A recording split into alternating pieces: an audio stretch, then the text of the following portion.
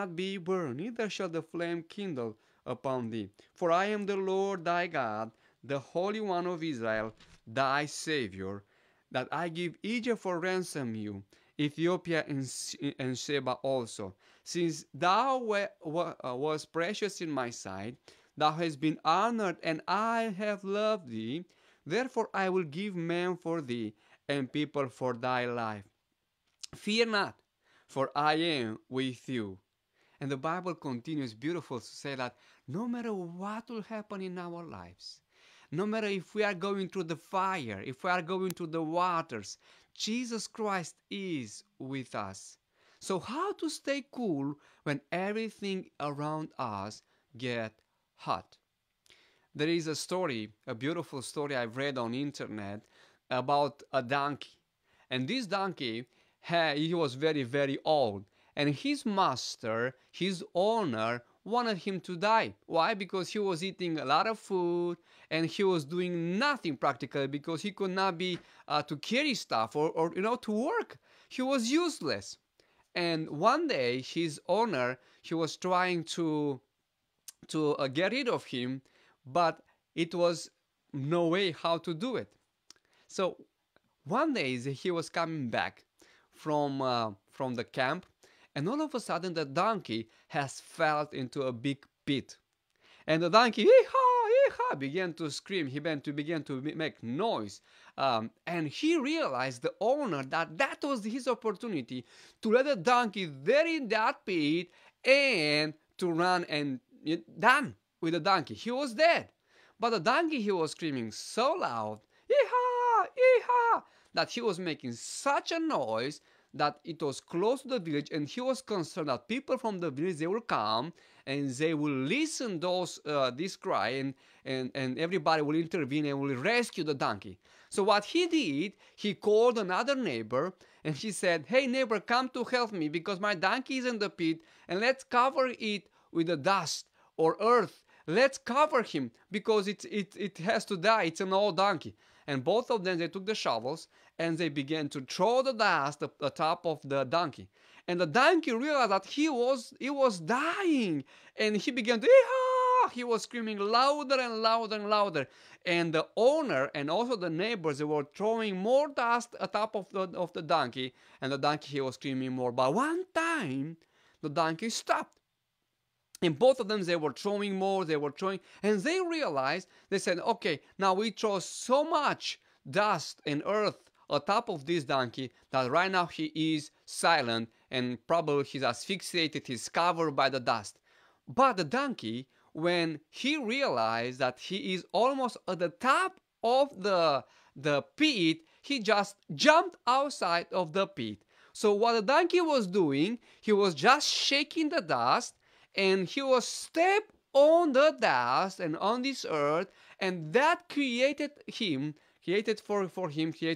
a bridge, and then he jumped. And the owner, thinking on that he is covered, he is dead, he's done with the donkey, and guess what happened? The donkey was still alive. You see, where all the problems that are coming in our lives, if we do not know how to shake the dust atop of us, if we do not know how to deal with those problems, to use them for our behalf, in our behalf, they will be asphyxiating us and they will be killing us. Stay cool when things get hot. And this is one of the beautiful stories in the Bible, because the Bible tells us very clear that no matter where we go, no matter what difficulties and challenges we have in our lives, the Bible tells us clear that Jesus will never abandon us nor forsaken us. Even though if we pass through the waters, through the fire, Jesus will be with us. And it's very beautiful, the story of Daniel chapter 3, which everybody knows, almost everybody knows, I will say. And Daniel chapter 3, follow me. We are right now in Daniel chapter 3.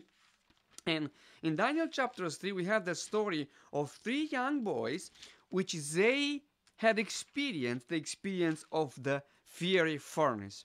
And we are right now in chapter 3, Daniel chapter 3, verses 1. And further says this: "Now Nebuchadnezzar the king made an image of gold And you remember what happened in the story in Daniel chapter 1. When Daniel chapter 1, the Bible tells us very clear that he was brought as a captive in Babylon. In other words, Nebuchadnezzar had taken all the vessels of the temple as a trophy and he put it in the house of his God, declaring war against the God of Israel, which is the God of creation. And he considered that he destroyed. The God of Israel could not keep safe, could not guard, keep individuals in Jerusalem safe, and he was a loser. So this is why he's taking all the vessels in the temple, in his temple, declaring war against the God of creation. And he took captives and all of those people, the young people, and took captives also some of the elite, some of the princes of Israel, which one of them was Daniel. And you know very well in the story of chapter 1 that God gave wisdom Daniel, and both, all of them, three of them, and four of them practically, they were better looking than any other individuals, any other student in the court of the palace of the king. And then in chapter 2, Nebuchadnezzar, right in the second year of his reign, practically it's the third year of his establishment as a king, because the first year is counted as the year of his enthronement, is not counting as reigning, and the second year is practically is the first one, and the second year of his reign practically the third one. I know that some of you are confused about that, but what we have is just on the beginning of the reign of his reign of Nebuchadnezzar has a dream. And the dream that he has spoke about kingdoms are coming after him. He was not happy to hear that kingdoms are coming after him because he wanted to reign forever.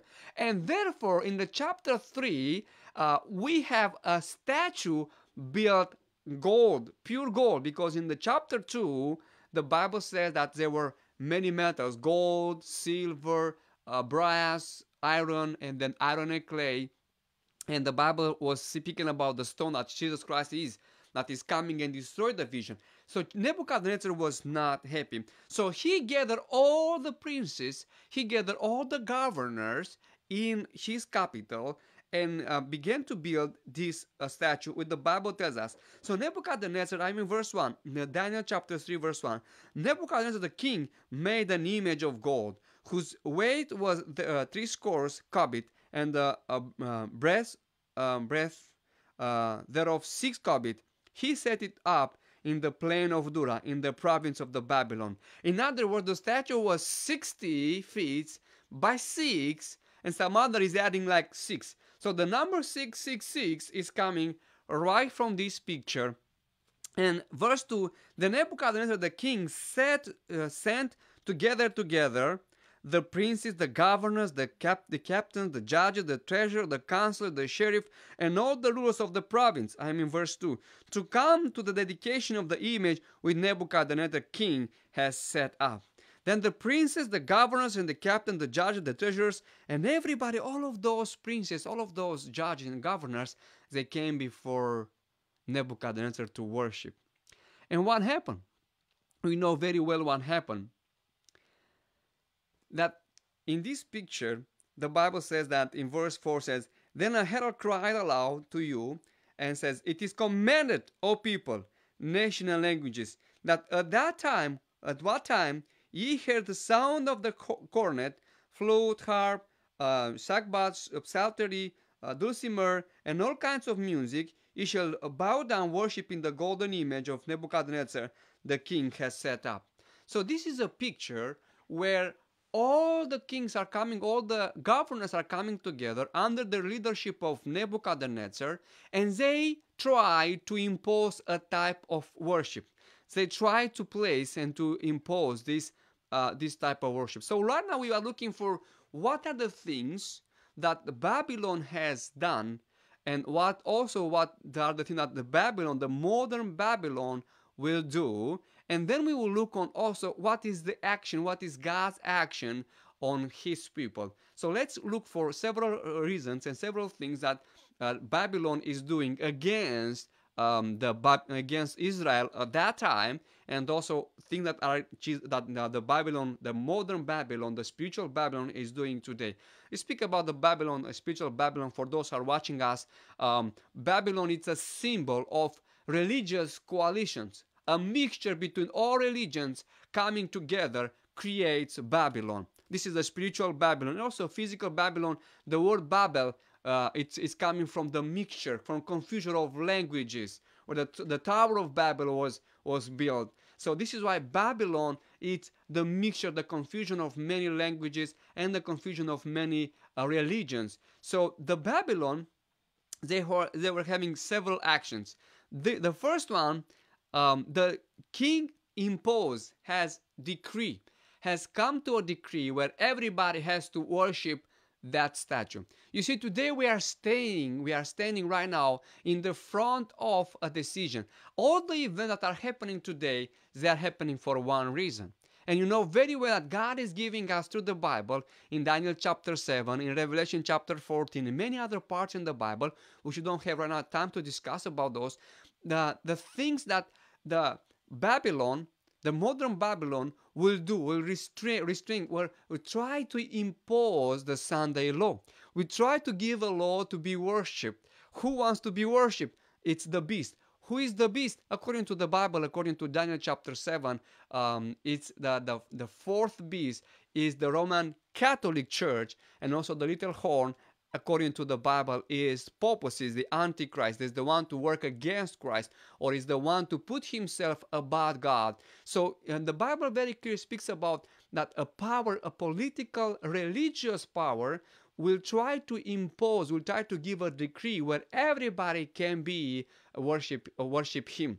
Because according to the Bible, this individual, Daniel chapter 7:25, speaks about that he will try to change the Sabbath, he will try to change the law and the times. And according to the Bible, that political religious power, which is identified by many scholars as papacy. And by the way, all the Protestant fathers, they identify the Pope as the Antichrist. We are not speaking about